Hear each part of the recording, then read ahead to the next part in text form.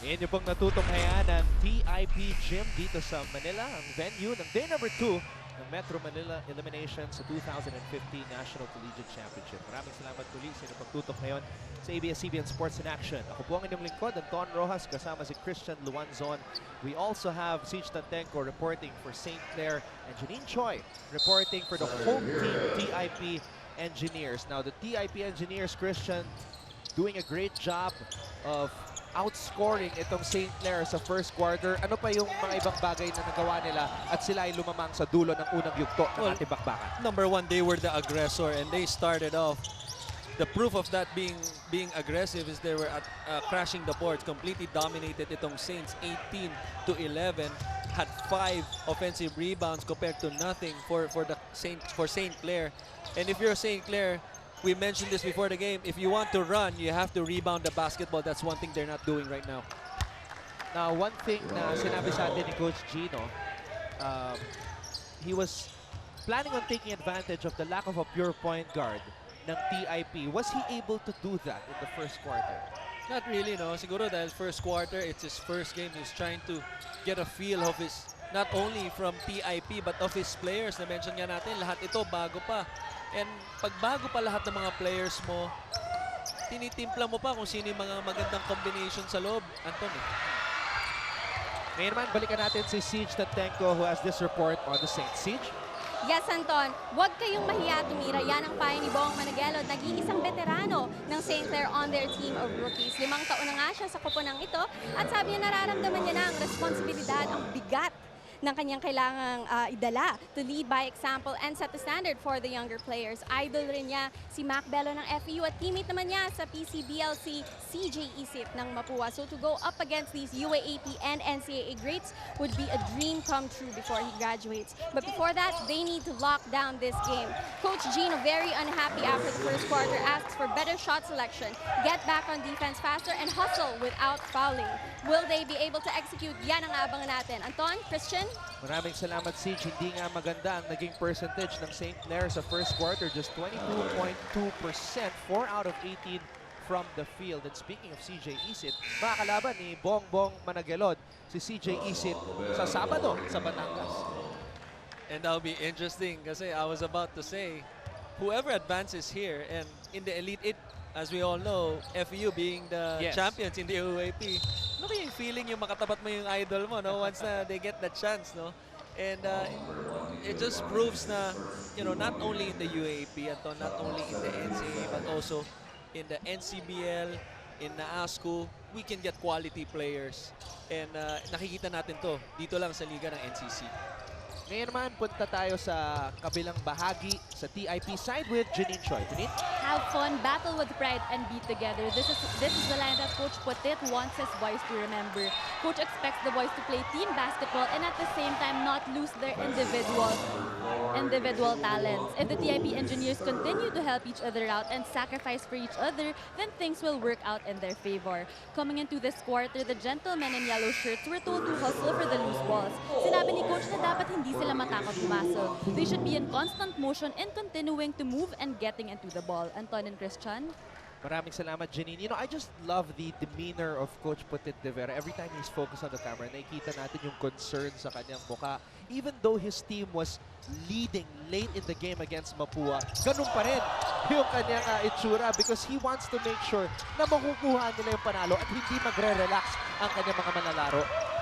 Well, he just knows what's at stake, especially today. You know, and knowing personally itong si Coach Putit, this is one guy that, you know, doesn't take anything for granted. Alam niya yung kapasidad nitong si Coach Gino at ng St. Clair. And that's one thing na alam niya yung kapasidad nito that they can lose anytime, any day dito sa team na to. At hindi pa nakakaputos ang TIP dito sa quarter na ito. A 4-0 start for the Saints. And remember, the Saints last year won their first 5 games before getting eliminated by CEU. So mataas ang kumpiyansa ng St. Clair and they have a good history dito sa NCC. Namukatkat, pinasa kay Odoa. Odoa is able to get that shot to trickle in. Again, being the recipient of an aggressive namukatkat. And how about Okonokoa? Did I say that right, partner? Okoronko. Okoronko, showing the touch. That was about 12 feet with a one-hander. He's 6'10", and Marco, who was my partner yesterday, was also feeling na dapat mas bigyan pa ng bola itong si Okoronko, lalo na hindi naglaro si Olwell Oraime para sa Mapua kahapon. And we see the potential of this guy, Christopher Okoronko, who is only 20 years old. He's turning 21 a day after Christmas.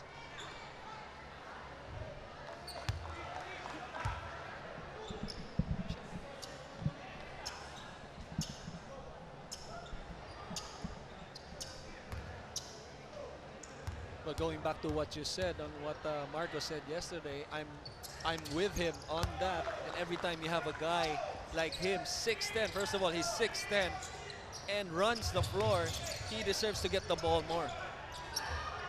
Namokatkat fakes, double team, kicks it out. Benavides, shot doesn't drop. Namokatkat recovers, gives it to Odoa. Odoa turns, fires, hook shot, bitin.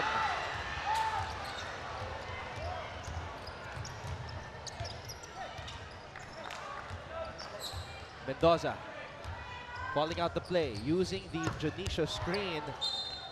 And the two-man game does not work. Balik ang bola sa panic ng TIP. Now, napansin natin sa unang bahagi ng ating laro, Christian, the teams were having trouble settling down dito sa second quarter. Can we say na mas nag-settle down na sila?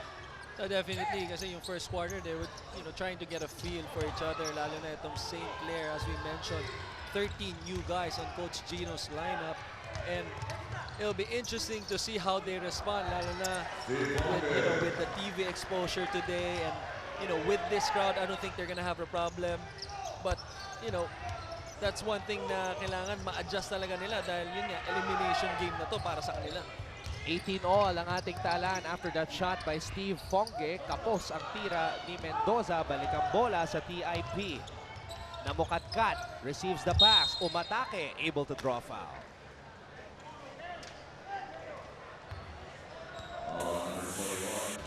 Let's take a look at this sequence one more time. Jemwell Namokatkat literally playing every game as if it's his last. Continues to be aggressive. Si Namokatkat, his first 2 to 3 shots were beyond the arc, which he made, missed a couple, and decided just to go on attack mode. There were chants of Napoles earlier as Jory Napoles checked back in. TIP with 3 points in this quarter. St. Clair with 8.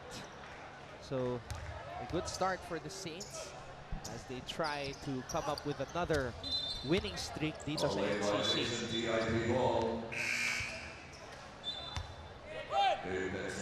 Well, let's take a look at the field goal shooting. Di pa rin masyadong mataas ang percentage. 1 for 10 para sa Engineers, 3 for 10 para sa Saints. And that's going to be important for both teams. The team who obviously comes out as the winner today, they have to do a better job of not only making shots, but getting quality shots, more open shots for themselves. Mendoza bobbles the basketball. Managelod travels.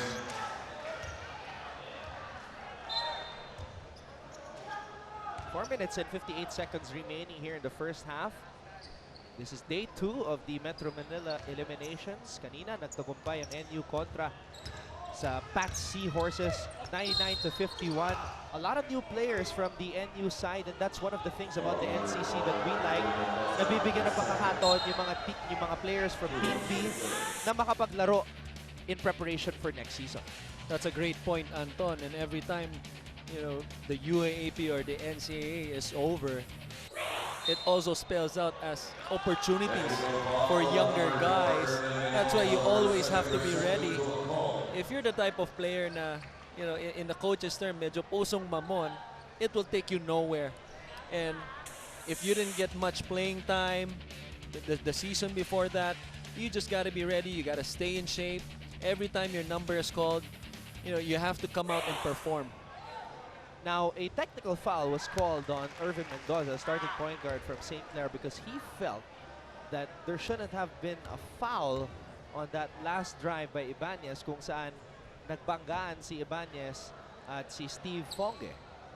Well, unang-una, Anton, hindi na dapat nangyari yung play na yun. Nag-dribble from all the way from the backcourt itong si Ibanez. Instead of forcing him to make the pass and to run the play, splits the zone, leaves two guys, and forces the big guy to foul. That's a no-no if you're the zone, especially if it's just, you know, the first reversal of the play. Kaya naman, balik ang bola dito sa TIP Engineers. Nanguna pa rin sila dito sa ating laro, 20-18. Napoles kicks it out to Gemwell na Mokatkat. Decides to pass it underneath. Back to Napoles. Napoles with a left hand, but he's blocked by Fonge. Grabs the ball once again and scores.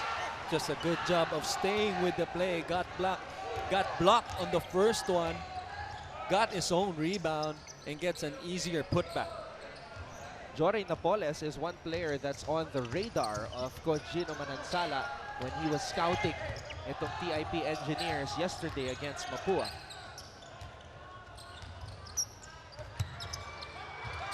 Tapi ka ng bola.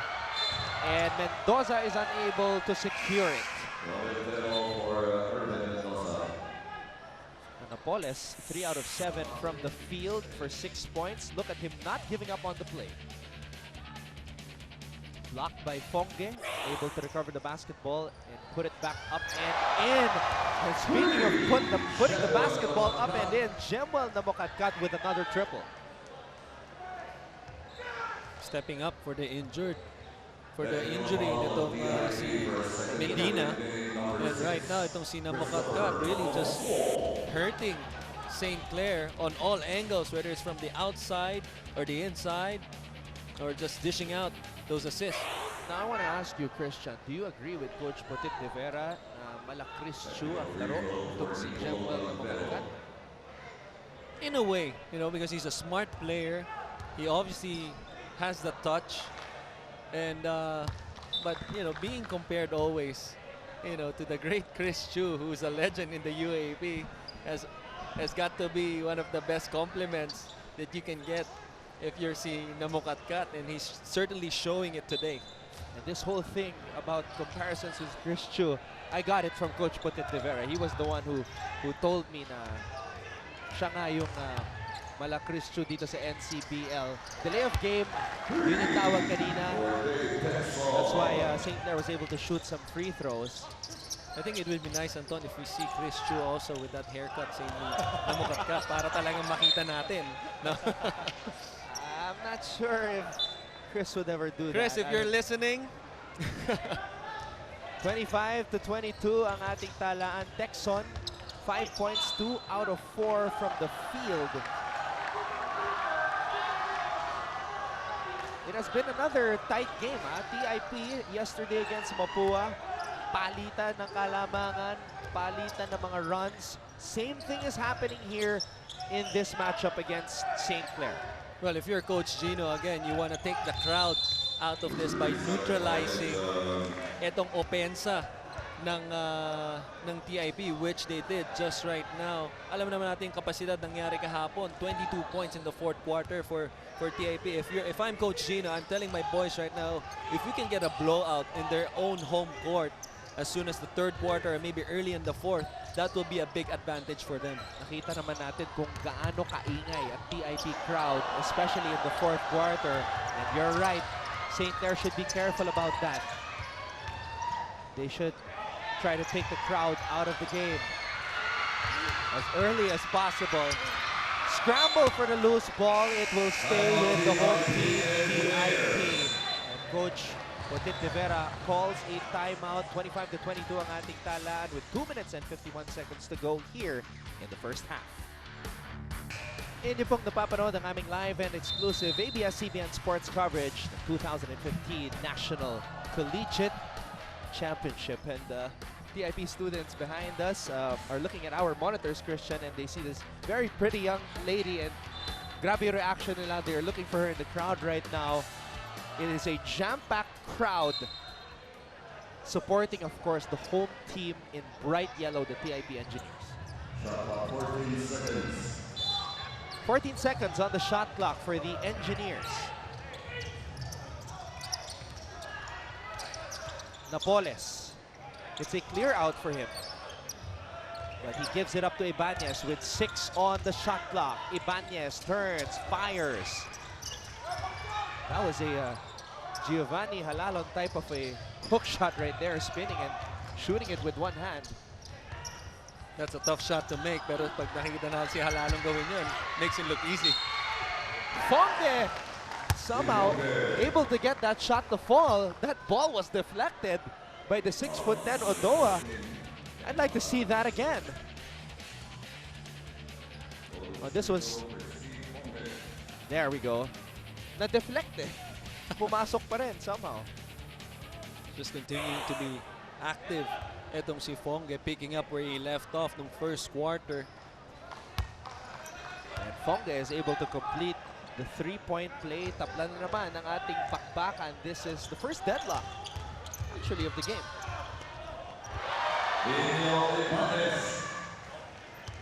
Ibanez, meanwhile, is able to reclaim the lead for his squad. Texon. Defended by the cat-quick Ibanez. Double team comes. Fonge receives the pass, bobbles the basketball. That's a turnover. Namukatkat, umatake. Tried to give it to Odoa, but the pass was intercepted. Here come the Saints. Texon receives the ball up top. Tero now has it. Texon with a fake. He decides to drive. Texon blocked by Odoa. Slams the door shut. Napoles stripped. Here comes Santos, or rather Tero. And that shot is able to fall. Just terrific action on both ends. Really, teams struggling with this low-scoring game to score the basketball. And a steal here by Bongbong Managelod for the easiest shot of the afternoon.